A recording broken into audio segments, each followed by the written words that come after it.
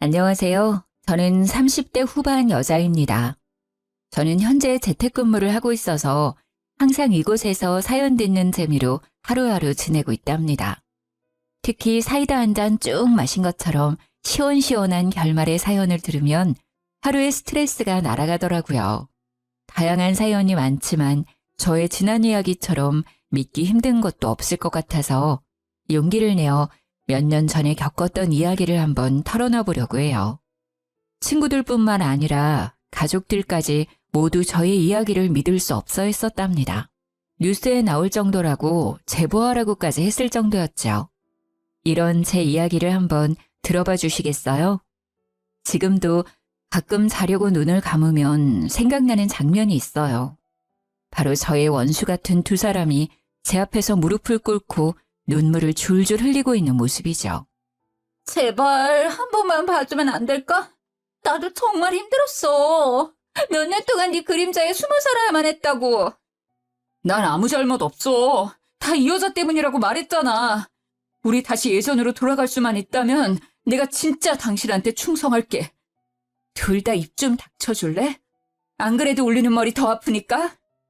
경찰서 끌려갈 각오나 하셔. 저는 제 발목을 끌어안으려는 남편의 손을 발로 팍 밟아버리고 차갑게 돌아섰답니다. 남편이 악소리를 지르며 손을 움켜잡고 바닥을 뒹굴었죠. 어쩌다 이런 지경까지 가게 되었는지 몇 년 전의 이야기를 한번 시작해 볼게요.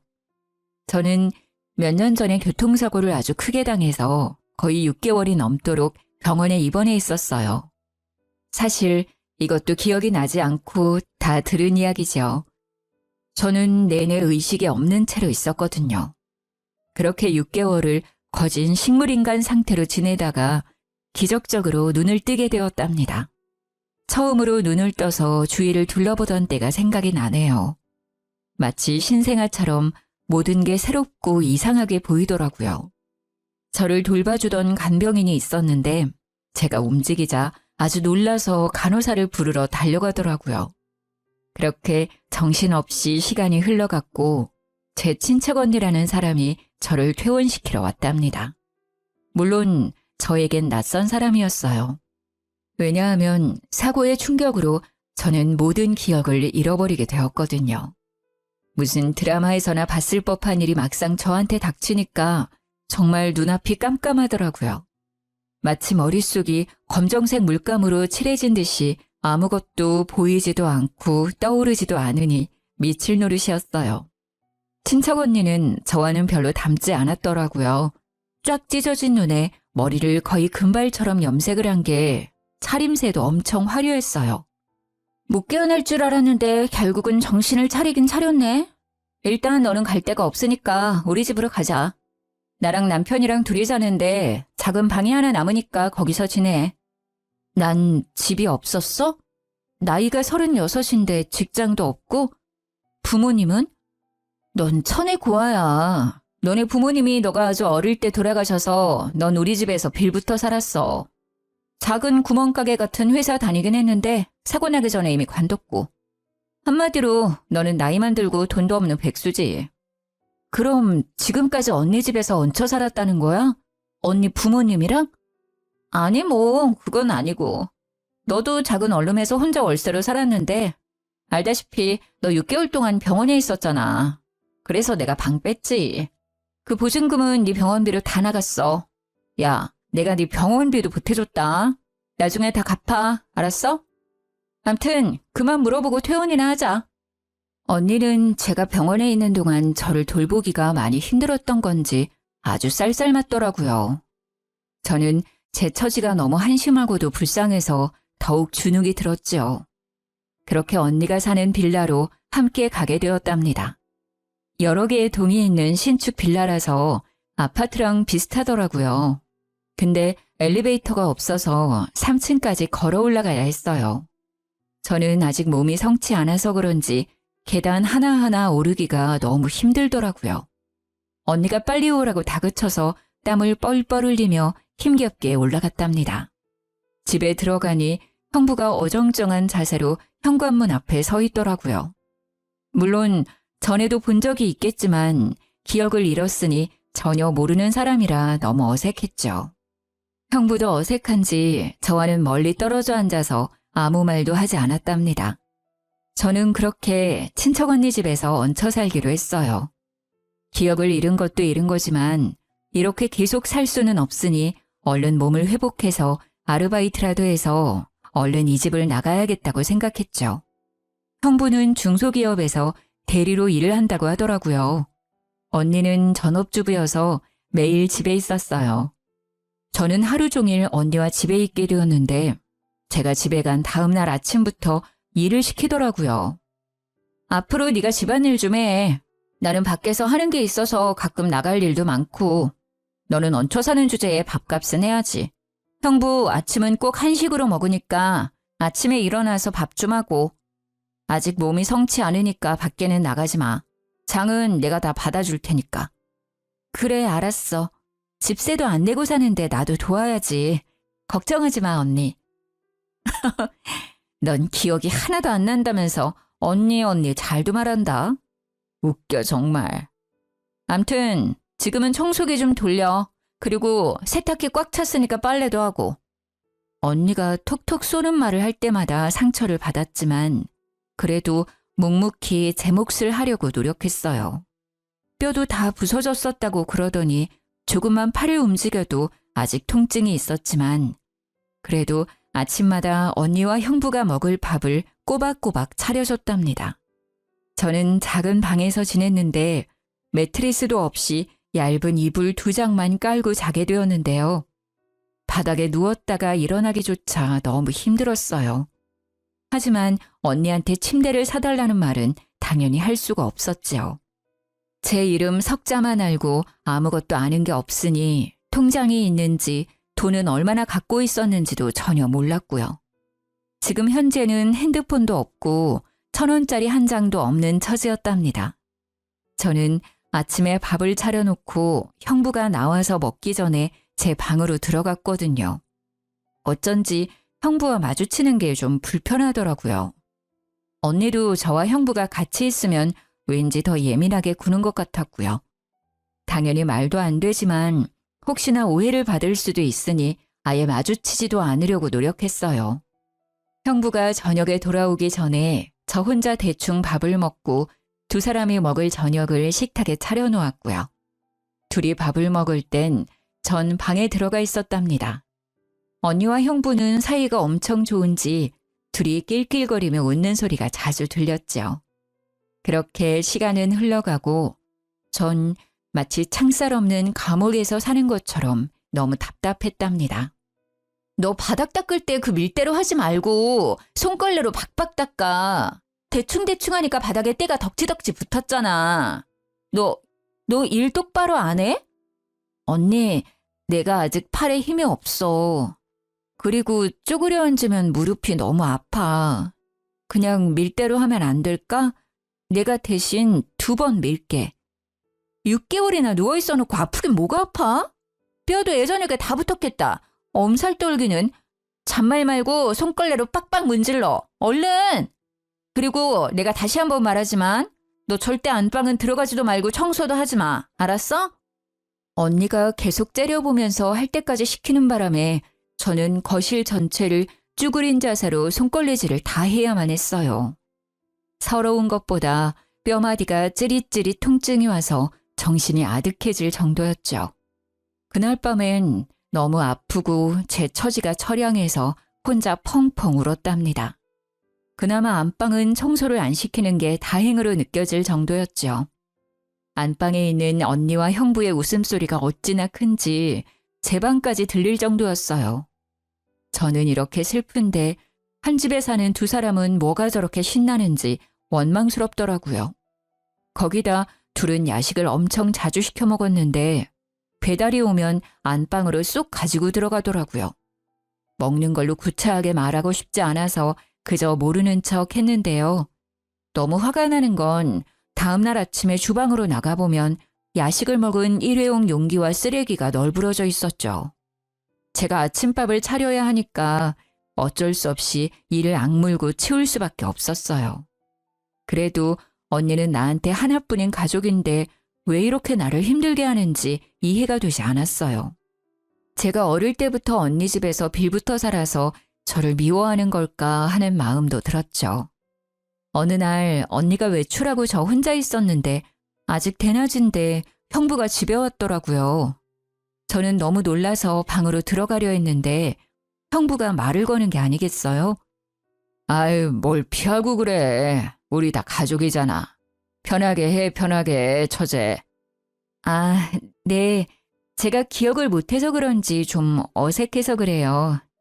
제가 얹혀 사는 입장이라 죄송하기도 하고요. 죄송하긴. 처제 집이니까 편하게 지내면 돼. 그리고 나랑 너랑 얼마나 친한 사이였는데. 내가 이런 말까지 하긴 좀 그런데 처음 봤을 때 진짜 이뻤는데 말이야. 병원에서 앓고 나더니 확 늙어버렸네. 언니가 있을 땐 말 한마디도 없다가 갑자기 반말을 하면서 너라고까지 하니까 기분이 너무 나쁘더라고요. 분위기도 이상해지고 그래서 슬그머니 부엌으로 자리를 피했어요.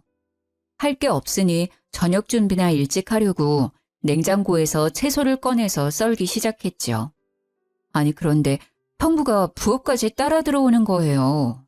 저는 모른 채 하고 요리만 계속하고 있었고 형부는 옆에서 저를 은근한 눈빛으로 바라보는데 진짜 짜증이 나더라고요. 진짜 신기한 게 기억 다 잃었다면서 어떻게 요리하는 건 다 기억해? 심지어 맛도 예전이랑 똑같아. 난 네가 해줬던 김치찌개 참 좋아했거든. 오늘 김치찌개 해줄래? 어느새 제 바로 옆까지 와서는 이런 말을 하는데 소름이 쫙 끼치는 거 있죠. 근데 갑자기 형부가 제 손을 덥석 잡는 게 아니겠어요? 저는 너무 놀라서 형부 손을 팍 쳐버렸어요. 지금 뭐 하는 거예요? 아까부터 이상한 말이나 하고 그 기분 나쁜 눈빛은 또 뭐예요? 언니한테 다 말해도 돼요? 저는 다 내동댕이 쳐버리고 방으로 들어와서 문을 잠가버렸어요. 밖에서는 한동안 아무 소리도 없다가 텔레비전 소리가 나더라고요. 저는 밖으로 나가기가 싫어서 그대로 잠을 자버렸어요. 시간이 얼마나 지났을까 갑자기 제 방문을 부서져라 쾅쾅 치는 거예요. 깜짝 놀라서 잠에서 깼는데 언니의 화난 목소리가 들렸어요. 야, 문 열어. 너 뭐 하는 거야? 지금이 몇 시인데 밥도 안 해놨어. 형부도 굶고 있었잖아. 당장 문 안 열어? 저는 얼른 방문을 빼꼼 열었는데 언니가 팍 젖히고 들어왔답니다. 너 지금 잔 거야? 이제 아주 간이 배 밖으로 나왔구만. 전기세 10원도 안 내고 얹혀 사는 주제에 새끼 밥하라는 게 그렇게 어렵냐? 나 지금 배고파 죽겠는데 어떻게 책임질 거야? 미안해. 내가 금방 차려줄게. 언니 샤워하는 동안 다 해놓을 테니까 얼른 먼저 씻어. 언니는 눈이 돌아갈 정도로 저를 노려보고는 씩씩대면서 화장실 문을 쾅 닫고 들어가 버렸어요. 저는 정신없이 저녁 준비를 했죠.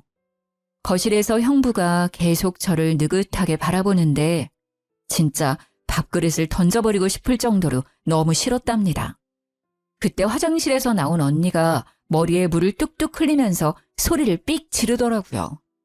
당신 지금 뭘 그렇게 봐? 지금 누구 보냐고? 보긴 뭘 봐. 맛있는 냄새가 나서 메뉴가 뭔지 한번 보려고 그랬지. 배고파 죽겠네. 저는 잘못한 것도 없는데 괜히 찔리는 마음이 들어서 집에 있는 게 너무 불편했어요. 이럴 때 밖에라도 나가서 산책 좀 하고 싶은데 언니는 절대 밖에 못 나가게 했거든요. 퇴원한 지 3개월이 넘어가는데 빌라 밖을 나가보지도 못했답니다. 언니, 좀 답답해서 그런데 밖에 좀 나갔다 오면 안 될까? 형부랑 언니 편하게 저녁 먹게 좀 나가 있을게. 나가긴 어딜 나가. 동네 돌아다니지 말라고 했지. 가뜩이나 뼈 쑤신다며. 몸에 찬바람 들어서 아예 자리 깔고 누우면 어쩌려고. 그 지긋지긋한 간병을 나한테 또 하라는 소리야? 몸 회복될 때까진 절대 나가지 마. 알았어? 저는 주눅이 들어서 밥도 먹을 생각도 안 하고 그대로 방으로 들어올 수밖에 없었어요. 그 후로 언니는 점점 더 저를 괴롭히기 시작했죠. 왠지 형부와 제 사이를 의심하는 게 아닐까 싶었답니다. 언니는 집에서 하루 종일 저를 감시하다시피 했어요. 제가 낮잠 좀 자려고 누우면 불이 나게 와서는 팔자 좋다면서 자꾸 억지로 일을 만들어 시키곤 했죠. 하루는 소파에 앉아서 매니큐어를 바르고 있다가 저한테 이러더라고요. 너 밖에 나가고 싶댔지? 1층에 생수 배달 왔거든? 그것 좀 다 가지고 올라와. 6개니까 빨리. 저는 그렇게 몇 달 만에 계단을 내려갔네요. 천천히 내려가 보니 1층 출입문 앞에 생수 6박스가 쌓여져 있는 게 아니겠어요? 저는 6병을 말하는 줄 알았는데 말이죠. 너무 놀라서 입을 쫙 벌리고 한참을 서 있었는데 3층에서 언니 목소리가 날카롭게 들려왔어요. 제사 지내니? 빨리 하나씩 들고 올라오라니까. 언니, 너무 무거워서 못 들 것 같아. 혼자 계단 올라가는 것도 힘든데 이걸 어떻게 들고 올라가. 해보지도 않고 깨부터 쓰는 거 봐. 일단 들어봐. 그런 것도 해야 힘도 기르는 거지. 빨리. 저는 울상을 지으며 한 박스를 들고 계단을 오르기 시작했어요. 이를 악물고 한 계단씩 내딛는데 진짜 힘들더라고요. 땀을 뻘뻘 흘리면서 한 박스를 겨우 갖다 놓았답니다. 안간힘을 써서 두 번째 박스를 올려다 놓았는데 진짜 몸에 경련이 오는 것처럼 뻣뻣해지더라고요. 제 모습을 보고 언니도 놀랐던지 한마디 했죠. 야, 됐다. 하나 더 날랐다간 아주 장사 지낼까 무섭네. 나머진 형부한테 하라고 할 테니까 들어와. 간신히 방까지 기어들어가서 이불에 누워 한참을 있으니 점점 몸이 안정이 되더라고요. 제가 생수 한 상자도 못 들 정도로 몸이 약해진 것도 너무 속상하고 이런 대우를 받으면서도 이 집에 붙어 있어야만 하는 제 처지가 너무 슬펐답니다. 아르바이트를 구하려고 해도 인터넷으로 좀 알아보고 해야 하는데 핸드폰이 없으니 너무 불편했어요. 세상 돌아가는 것도 하나도 모르고 진짜 감옥 안에 있는 것 같았죠. 그렇게 한 달 정도 더 흐르고 더 이상 참을 수가 없어서 언니한테 말을 해봤어요. 언니, 진짜 미안한데 나 핸드폰 하나만 구해주면 안 될까? 중고도 괜찮아. 맨날 집에만 있는 게 핸드폰이 왜 필요해? 이젠 좀 살만해졌나 보지? 나도 돈 없어. 코딱지만한 빌라에 사는 거 보면 몰라? 핸드폰 같은 소리 하고 있네 진짜. 언제까지 이렇게 얹혀 살 순 없잖아. 나도 일도 구하고 작은 방도 알아보고 하려면 핸드폰 하나는 있어야지. 부탁할게. 아이고, 생수 박스도 못 드는 게 밖에서 잘도 일을 하겠다. 돈 버는 게 장난이야? 넌 가만히 있는 게 도와주는 거야. 그딴 생각하지 말고 얼른 밥이나 해. 하루는 밖에 날씨가 너무 좋아서 바람을 너무 쐬고 싶더라고요. 마침 주말이라 언니와 형부도 오랜만에 나가더라고요. 저는 이때다 싶어서 잠깐만 나갔다 오려고 밖으로 나갔답니다. 정말 감옥에서 탈출한 죄수라도 된 것처럼 밖의 공기가 이렇게 시원하고 좋을 수가 없었네요. 돈이 한 푼도 없었기 때문에 그냥 동네만 빙빙 돌고 있었는데 카페에서 사람들이 시원한 커피를 마시는 걸 보니 너무 먹고 싶더라고요. 그래서 멍하니 카페 안을 들여다보고 있었어요. 그때 누군가 제 어깨를 톡톡 치는 게 아니겠어요? 순간 언닌가 싶어서 너무 놀라 뒤를 돌아봤답니다. 맞네, 맞아. 세상에, 드디어 집에 온 거야? 도대체 그동안 어디 있었어? 아무리 연락해도 전화 한 번을 안 받아서 얼마나 걱정했는지 알아? 네? 누구세요? 저를 아세요? 어머, 이게 무슨 말이야. 날 몰라? 나야, 나. 동네 친구 지연이. 우리 옆동 살아서 친해졌잖아. 아, 그래요? 저를 안다고요? 옆동에 산다고요? 제가 사실 교통사고를 크게 당해서 기억을 다 잃어버렸어요. 혹시 그럼 제가 살던 데가 어디인지 알고 있나요? 너무 답답한데 저를 안다니 저 좀 도와주세요. 그게 정말이야? 살던 데가 어디냐니? 이 동네가 자기가 살던 데잖아. 저 빌라에서 지금 나온 거 아니야? 일단 여기 좀 들어가서 얘기해 그럼. 여자는 저를 카페 안으로 데려가서 케이크와 커피도 사주었답니다. 저는 그동안 있었던 모든 일을 이야기했고 여자는 심각하게 듣다가 고개를 갸웃거렸어요.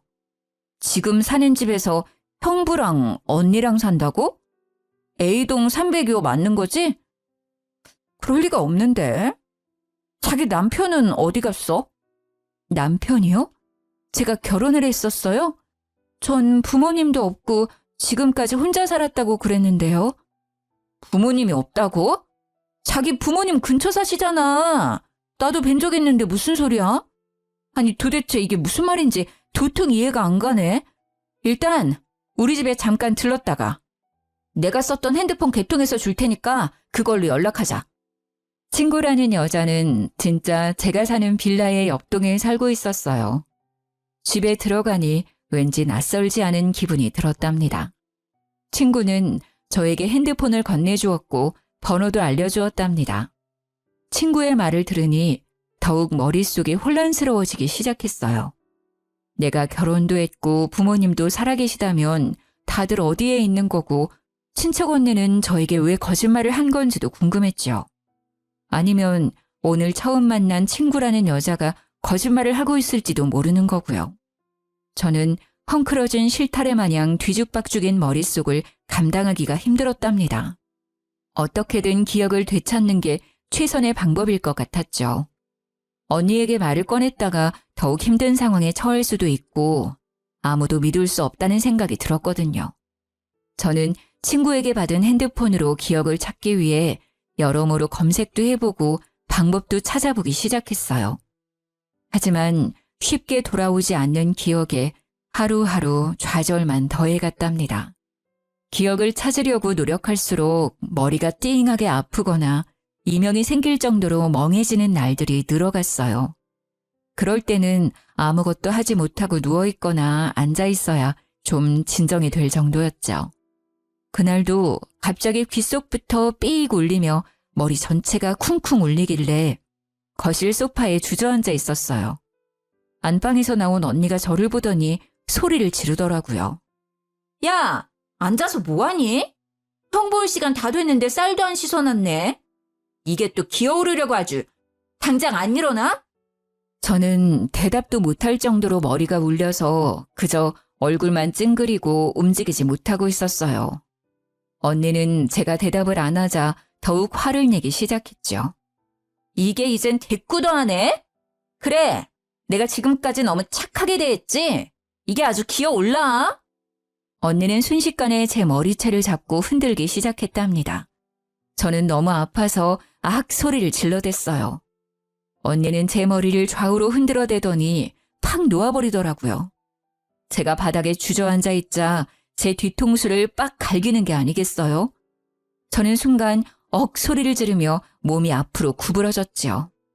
갑자기 머릿속에서 번개가 치는 것처럼 번쩍하더니 마치 전선이 이어지는 것 같이 찌릿찌릿하더라고요. 나 너무 머리가 아파. 이게 무슨 짓이야? 왜 머리채를 잡아? 진짜 언니 맞아? 왜 이렇게 나를 괴롭혀? 저는 언니를 돌아보고 소리를 질렀어요. 그때 또 귀가 멍해지더니 머릿속에 전기가 오르는 것 같았어요.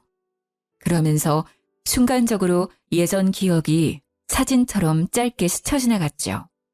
저는 기억이 조금씩 돌아오고 있다는 걸 본능적으로 느낄 수 있었답니다.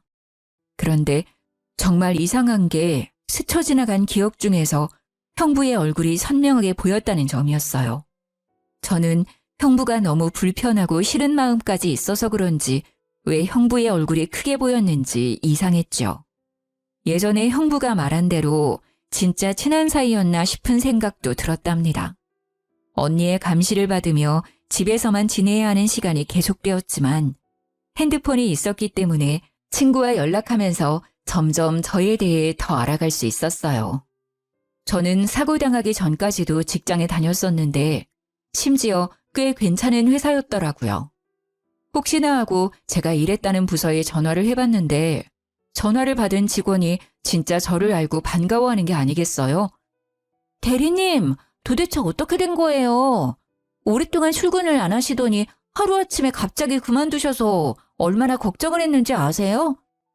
아, 저 정말 미안한데 나중에 다 설명해 줄 테니까 혹시 저에 관한 서류 좀 받아볼 수 있을까요?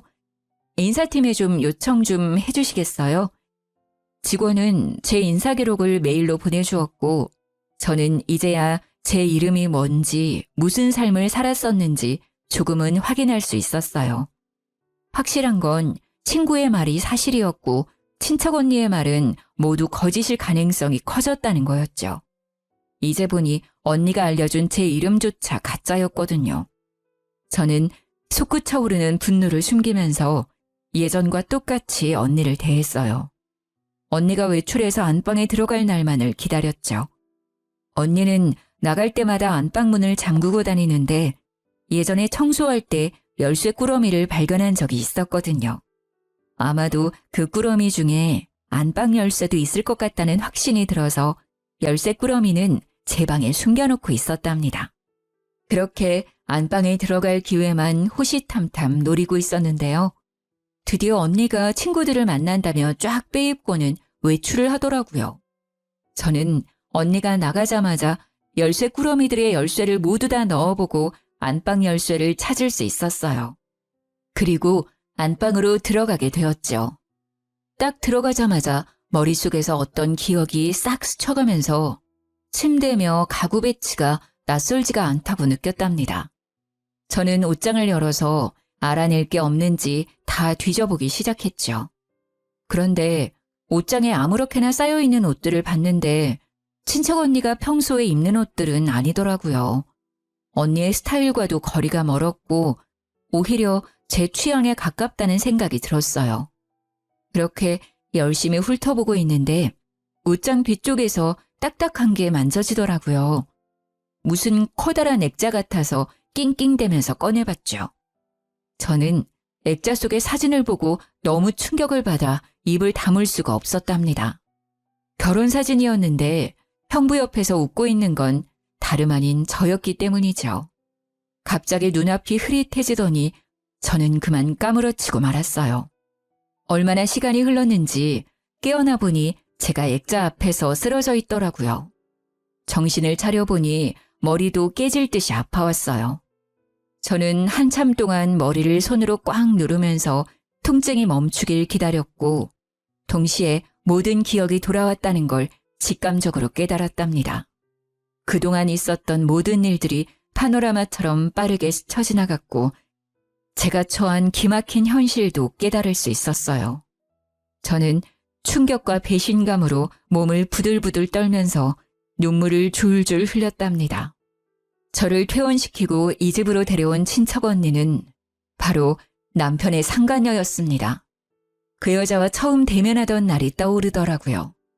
남편은 꽤나 자상한 성격이었고 퇴근 시간도 잘 지켰기 때문에 바람을 필 거라는 생각은 전혀 하지 못했었어요.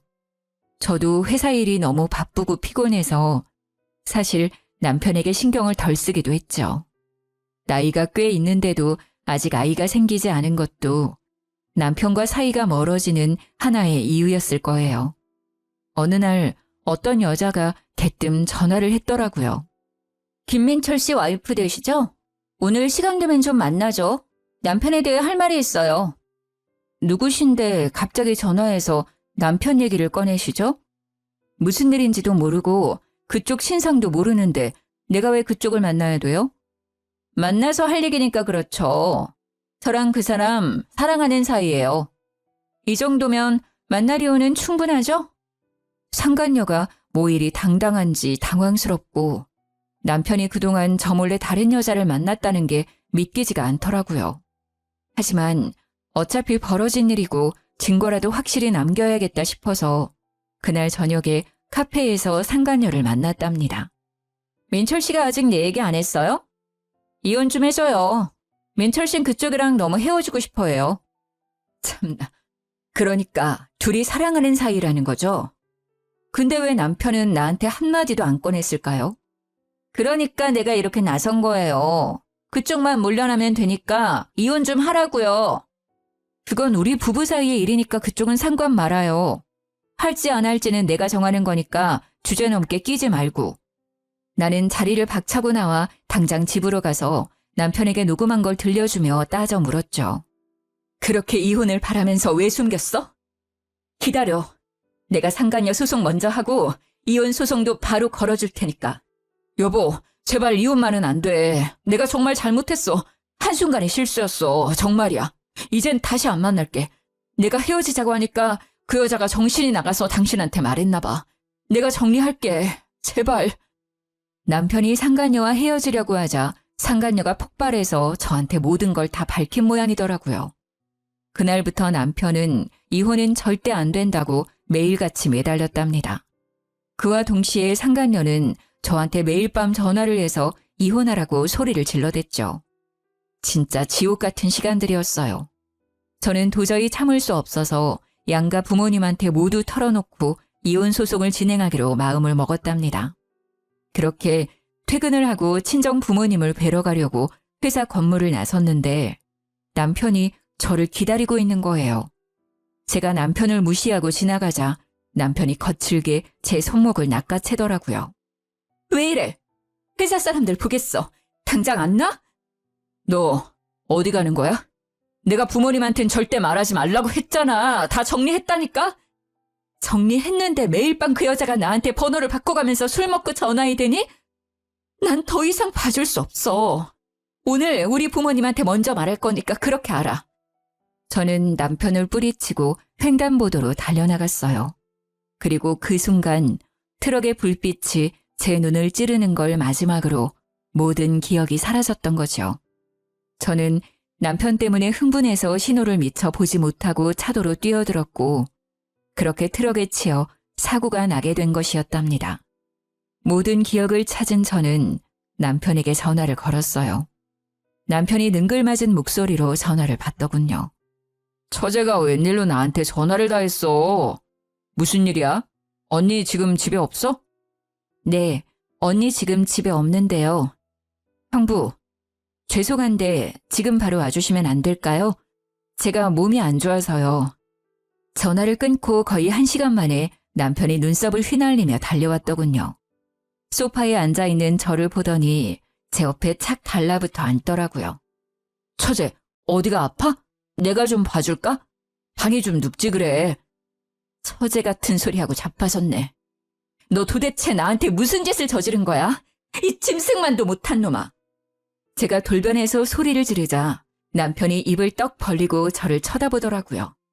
당신 기억 다 돌아온 거야? 언제? 어디부터 기억이 나? 혹시 전부 다? 지금 사실대로 다 말하면 당신이 원하는 대로 이혼은 안 할게. 그러니까 어떻게 된 건지 다 털어놔. 남편은 우물쭈물하다가 입을 열었죠. 물론 다 비겁한 변명일 뿐이었지만요. 당신이 사고로 머리를 너무 심하게 다쳐서 수술도 여러 번 했거든. 의사가 가망 없다고 할 정도였어. 양쪽 부모님한테 사고 났다고 말씀드리면 나 바람난 것까지 다 아실 거고. 그래서 너무 무서워서 어떻게 해야 되나 그러고 있었는데 아니 걔가 살지 죽을지도 아직 모르니까 일단 말하지 말고 기다리자는 거야. 그래서 가족들 감쪽같이 속이고 6개월이나 나를 병원에 숨겨놨다 이거야? 이 머저리야? 아니 걔가 당신한테 보험 있냐고 물어보더라고. 생명보험 있다니까 일단 더 기다렸다가 혹시나 당신이 잘못되면 그 돈 갖고 결혼하자고 자꾸 꼬시는 거야. 시간은 계속 가니까 이젠 말하기도 너무 늦었고. 그런데 저는 6개월이나 계속 죽지 않고 살아있었던 거고 심지어 회복까지 된 거였죠. 그동안 남편은 제 가족들에게 제가 여행을 갔다느니 너무 바쁘다느니 계속 핑계를 대며 집에 찾아오지 못하게 막기까지 했던 것이요. 심지어 제 회사에 찾아가서는 제가 아프다면서 대신 사직서까지 제출했다는 거예요. 하루가 멀다 하고 야근까지 해가면서 치열하게 시켰던 자리였는데 제 보호자의 위치에 있다는 걸 이용해서 제 커리어까지 망가뜨린 거죠. 저는 남편이 벌인 이 기막히고 파렴치한 일에 치가 떨렸어요. 당신, 나랑 이혼하기 싫다면서. 그럼 내가 깨어났으면 예전처럼 잘 지낼 수 있었잖아. 어차피 기억도 하나도 못하는데. 나도 정말 그러고 싶었지. 근데 걔가 당신이 아무것도 기억 못하는 거 알고는 일을 이렇게 버린 거야. 난 진짜 하늘을 맹세코 당신을 속이고 싶지 않았어.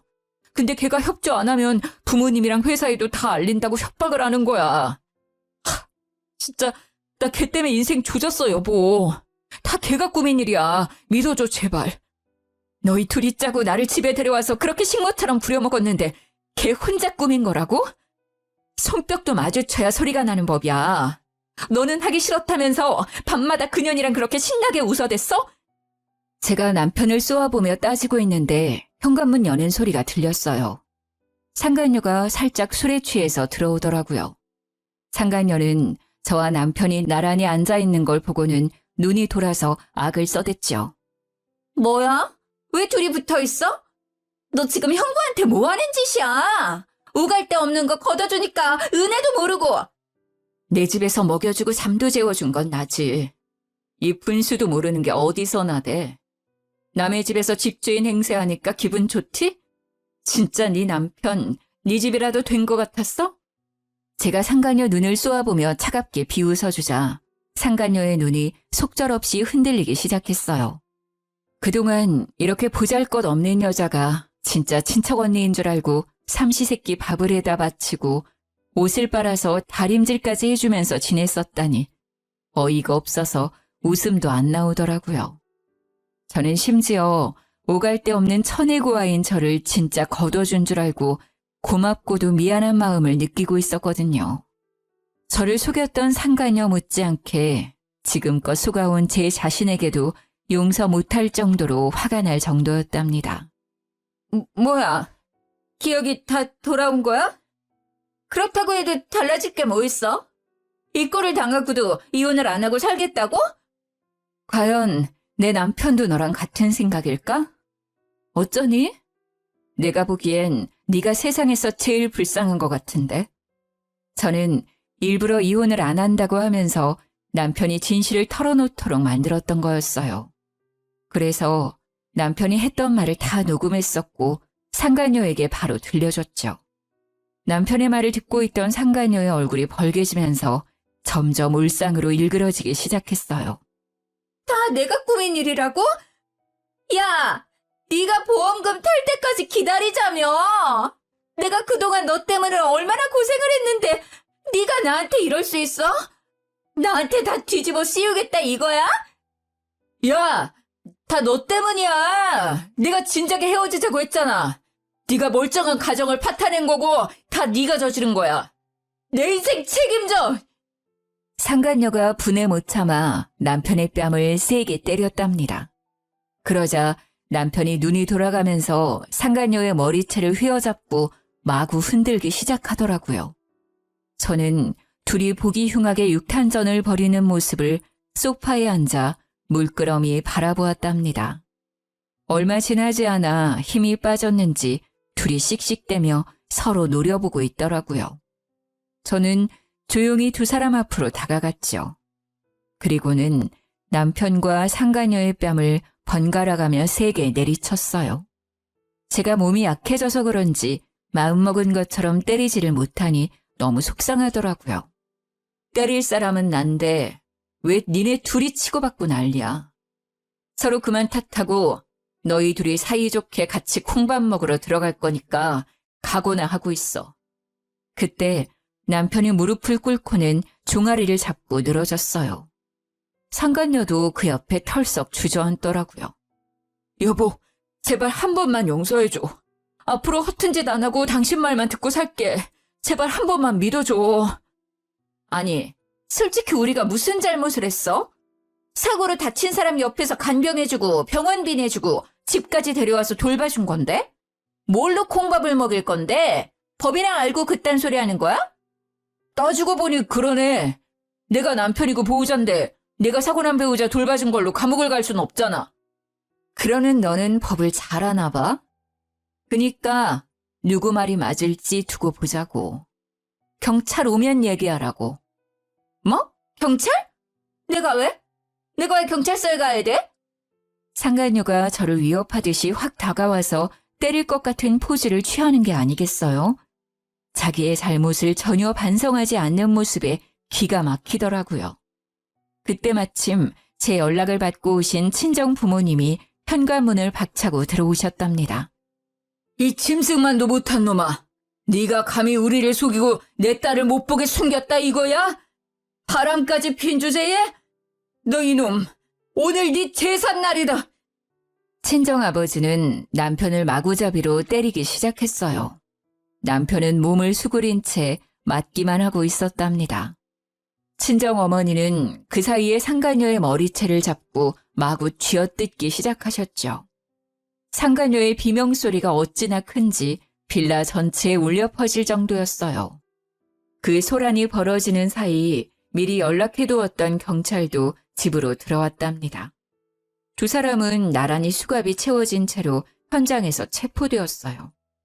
밤에 소란스러운 소리와 경찰까지 출동하자 빌라 앞은 구경하는 사람들로 가득했죠. 저는 부끄러운 건 아는지 얼굴을 애써 가리며 경찰차에 오르는 두 사람을 창가로 바라보았답니다. 그날 이후로 남편과는 다시는 만나지 않았어요. 두 사람은 죄질이 워낙 나빴기 때문에 다양한 죄목을 적용받아서 재판을 앞두고 있는 형편이 되었죠. 변호사 말로는 감옥에 갈 확률이 높다고 하더라고요. 제가 건 이혼 소송과 상간녀 소송은 그 두 사람에겐 제일 약한 재판이었을 거예요. 저는 위자료로 공동명의였던 빌라를 받을 수 있었답니다. 상간녀에게 위자료를 받아낸 것은 당연한 거였고요. 저는 그 집에서 당했던 일은 생각도 하기 싫었기에 바로 빌라를 팔아버렸어요. 그리고 지금은 친정 부모님과 함께 지내고 있답니다. 아직 사고 후유증으로 몸이 약해진 상태라서 간단한 재택근무를 하면서 지내고 있죠. 부모님의 보살핌을 받으며 음식도 잘 챙겨 먹다 보니 확실히 점점 몸이 나아지는 기분이 든답니다. 점점 원래의 제 삶과 일상으로 돌아오고 있죠. 하지만 지금도 가끔 밤에 악몽을 꾸기도 해요. 아직도 그 빌라의 작은 방에서 노예처럼 지내면서 혼자 울며 잠들었던 날들이 떠올라 가슴이 철렁하기도 하고요.